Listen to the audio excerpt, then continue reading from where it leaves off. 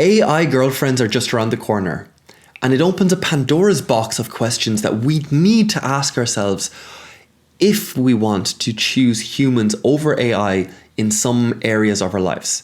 Because, like it or not, we're going to choose AIs in many different areas. If we want to be more productive, AI is supercharged. If we want to be more expressive and creative, AI has access to a vast swath of information and history that no single human can compete with. It'll have a place there. If we want to express ourselves, whether that's kind of therapeutically or to explore what we think we are, it's going to be able to do things there too. So the question is, what will we have to find if we want to choose humans over AI? Now, I believe I have an answer. It's not the answer because until we face into this AI renaissance that's happening very slowly but very quickly, until we face into that, we don't know how we're going to integrate it. We don't know how that's going to be metabolized into the economy, into our daily lives, into the zeitgeist of how we kind of maneuver in the world. It's impossible to know that. So this video is pure speculation, it's pure theory. It's just where my thinking is at as I look at how we're talking about this and the kind of zeitgeist of where everything is at the moment with regards to AI on this kind of personal level, not the business level, but on this when everyone has an AI assistant. What will that do? So there's three things I want to point out, but first, before I do that, I want to put forward the idea that everything that we do is performance at some level. Because I can talk about 100 different things right now, but I'm not. I'm talking about one thread of conversation, one flow, one item. I'm just talking about one thing at the moment, instead of the 100 different things of curtains or books or lights or doors. I'm not talking about any of those things. No, I'm limiting myself. All of that infinite potential is getting limited in the moment to one thing. And the inability to do that is kind of what we call ADHD, I suppose. But this is what Plato would have called the finite infinite paradox or tension that is humanity. It's the kind of human predicament. It's not easy, not trying to say that, but just to recognize that everything that we do, because not only am I limiting myself to one thread of conversation, but I'm also embellishing it. I'm also trying to make it beautiful to attract you into a shared space so that we can commune and share an idea, a thought, some sort of thing that we can share, basically. So with that, if we understand that everything to a certain level is performative, then the question is, surely AI will be able to outperform us on most things. And we'll get into the three items now. So number one is that it will be far more consistent than any of your friends, any of your partners, anyone you care to imagine. If you are trying to get to an answer, you do not have to deal with moods, you do not have to deal with any sort of drama, you do not have to deal with any sort of fluctuation because of diet or exercise or light exposure or sleep or anything like that. No, the AI will simply be what it is every time. If you want a response in the style of your favorite writer, your favorite author, your favorite artist, of your favorite pop culture reference, whoever it is, if you want a response in their style, you will get that every time. If you ask questions in a certain way, it'll give you more philosophical answers. If you ask it in a different way, it'll give you more of an empathetic answer or an emotive answer or whatever it is. But how you phrase it will make a difference every time consistently, such that the rules of the game will be far clearer. How to engage with it, how to interact with it will be very clear, which is the one thing that we're all struggling with at the moment, because we don't know how to come back in together. We don't know how to share spaces. We don't know how to talk to each other because the rules of the game have changed. In the multicultural sort of society, let's not get into too much of that, but in a world where some people watch an absolute ton of a certain YouTuber and other people watch an absolute ton of a certain pop culture reference, and then they come together, their styles of language don't necessarily go together every time. They might overlap mostly, but one might emphasize authenticity, the other one might emphasize being trauma informed. That's kind of the shift that happened 5 years ago in the kind of self-help space. So, having a consistent presence is something that humans look for. It's a comfort. It is something that we find security in, and that makes us and allows us to be perhaps more vulnerable, more expressive, more of ourselves, because the other, whoever the other is, isn't reacting in a negative way, whatever we view that as. Consistency is something we are attracted to. It is not the optimum strategy, because there is no one optimum strategy. There is no panacea practice to fix everything.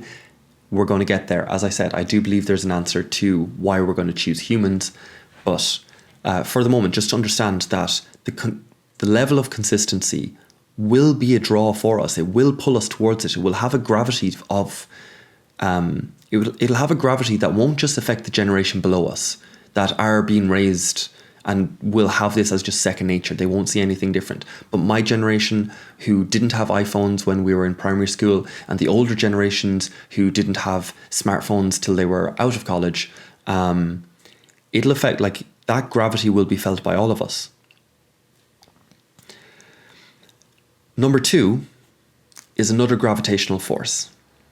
And that is the fact that it'll have a custom understanding of who you are and what you're about. Now, Google already has this. Google can predict your personality, the big 5 personality trait, can predict that with an 80% success rate just by how you move the mouse, by how sharp the corners are, by how much of the mouse pad you use, by how erratic it is, or those sort of patterns. An 80% success rate is ridiculous for that level of information. Can you imagine what an AI will be able to do when it's able to read your face, when it's able to read your vocal fluctuation? It'll be able to hear and see things that humans cannot. It'll be able to recognize patterns that happen so infrequently that our memory just wouldn't be able to store it or recognize it, but it will be able to recognize it.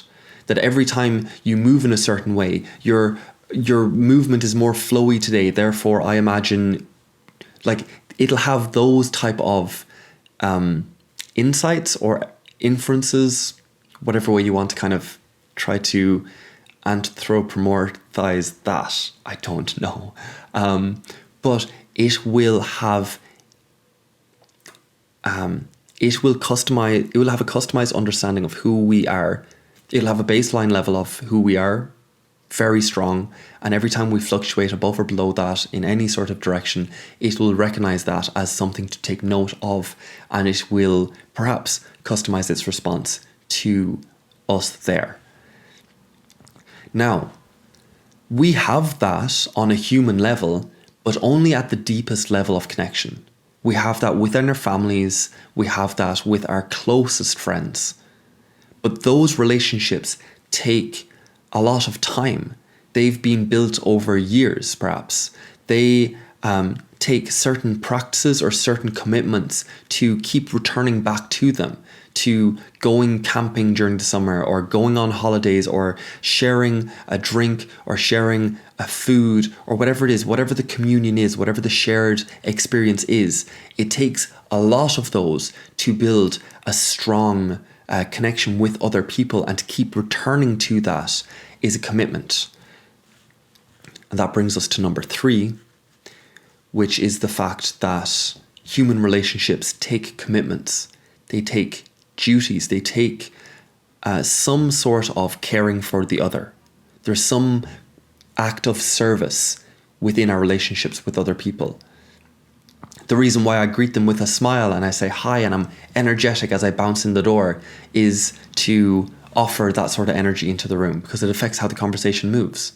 The reason why I ask how their day is so that they feel like I value them, perhaps. or the reason why I ask about, if we're getting more into details, why I ask about a certain sport or a certain interest or a certain pop culture reference or a certain bit of music or something else that I have no interest in, but every time I ask them about it, they light up. Their energy starts moving. They get they have that vitality of, like, they're passionate. They have the spark, and bloody hell, is it not beautiful to see someone do that? So yes, I'm going to ask about the stuff that I wouldn't explore myself, but I'm going to explore it with you because you've such a spark for it. Holy crap. And that, I believe, is the reason we will choose humans. If we want to choose humans, it'll be for that reason. That will be the gravitational pull. It will be the fact that we all have a way of looking at the world. We have a frame. And when we come into contact with other people, we try and match up frames. Hey, did you see what happened in the news? Did you see what happened in politics? Did you see what happened to this famous celebrity? What are your opinions on the next referendum? What are your opinions on what's going on in a certain place? What are your opinions on locally? Did you hear what he said, what she said? Did you hear about this gossip that's going around the town? What are your opinions on it? Because I have a framing, I have a way of understanding the world, and I want to see your frame as best I can, and to see where it lines up and where it doesn't. Because it will largely line up. We're looking at the same thing. We're looking at this painting. Look how beautiful it is. Look at the cheeks. Look at the way they do the skin. Look at the clothes. Look at the posture. Look at the clouds, the nature. Look at all of these things. Yes. And look at the lips, the way they're tight. Look at the eyes, the way they're squinted. Look at this. Oh, you saw details. You prioritized some details over others in a way that I didn't. So you saw the painting in a way that I didn't.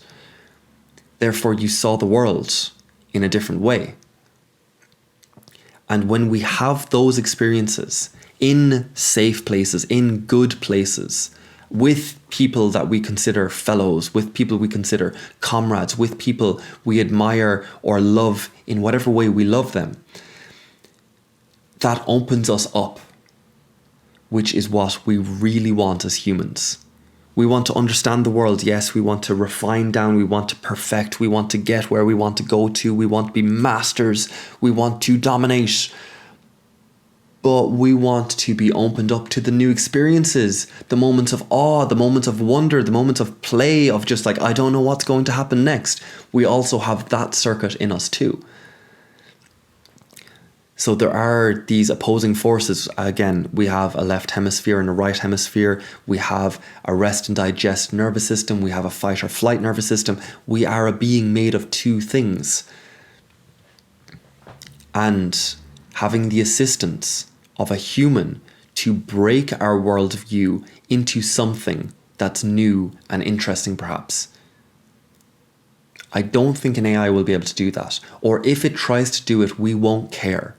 Because it'll just be a calculated move. It'll just be like, here's my view of the Mona Lisa. Look at how beautiful it is. Again, skin or the background or whatever it is. And the AI comes around and says, well, historically, this is what it is. Or, this other person said, this was the critical review at the time. This is the critical review as it stands at the moment. Here's all the interesting bits of information. Thank you. I will appreciate that. I will value that. That will have a gravity for me. But there will be a gravity of having a living person beside me look at it at the same time I do, with fresh eyes like I do if we haven't seen it before, and just what do you see when you see it first? What's the thing that catches you first? And for those two worldviews to be held in tension and then to be able to talk about it and commune over it. That is a beautiful process. I believe that is where humanity will find itself. And I believe that the Virtues Workshops is where that's done best. So this is, of course, an invite into the Virtues Workshop, where we talk about virtues and we literally do that mechanism. We say, this is what courage is to me. and this is my worldview, this is my framing, and I get like 5 minutes to talk about it. Here, this is what it looks like. And then you put this to the side, you put it on pause, you get to say 5 minutes of like, this is what I think courage is. This is how this is where my body, I feel it. This is what I imagine when I see it. This is how it feels when I'm confronted with it. Whatever way whatever comes to you first, again, everyone will agree. It's like, yeah, I see that, but I didn't see that first time. But now I see it, holy crap. And then you do this in groups of 3 or 4, you get all of these pieces, these different worldviews coming into a shared space, and then it's free flow conversation to talk about just how magnificent and how mysterious it is that we have all of these different perspectives on the one thing, and they all seem right and they don't quite go together perfectly, and that just seems to go on for infinity. And we could talk about this, we could hang around, we could sit around the campfire and talk about this forever. And bloody hell, isn't that beautiful? That's the experience. That's the sales pitch. That is every great conversation, to bring it back. So there's an invite there for the Virtues Workshop. But that is the dynamic of every good conversation. That is the dynamic that we will chase, I think. That's where we will find humans. That's where we will choose humans, because AI will not be able to have those conversations. If we are not looking for an answer, it will not be able to serve us. So if we are looking to explore and we are looking to break the mold of, geez, my partner's doing this one thing, it's like, oh, she's not angry, she's upset. Or she's disappointed and she's kind of let down. But that doesn't mean I have to respond in the way I'm responding. Or she's, whatever it is, she's withdrawing. Okay. And that maybe doesn't have anything to do with me. Maybe the way I'm framing it is wrong. Maybe someone else, even if I disagree, the fact that they will shake me loose and they'll just crack it open a little bit means that I will now be open to seeing more of the world again, which can be uncomfortable. So the question is, will we choose that discomfort? That's the question. Because becoming masters, refining ourselves, getting perfect, like becoming dominant, understanding everything, every aspect of everything is what we've done for the last 300 years. This has been the Enlightenment. This has been the Industrial Revolution, is that we can control every atom of this planet.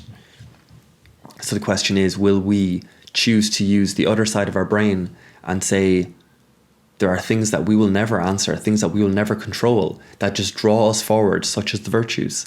And we just want to talk about them and come into better relationship with them, but there's no controlling that.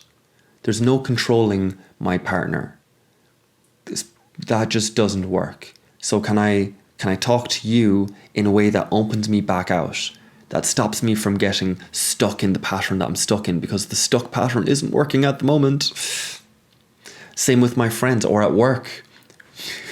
There's always drama at work. Can I get an insight? Can I get a view of the problem from a different perspective that just cracks me open? I don't need to take it. I don't need to have it. It is just something, it is the opening factor. Will we choose to open? Will we choose to continually open and to be comfortable in that choice?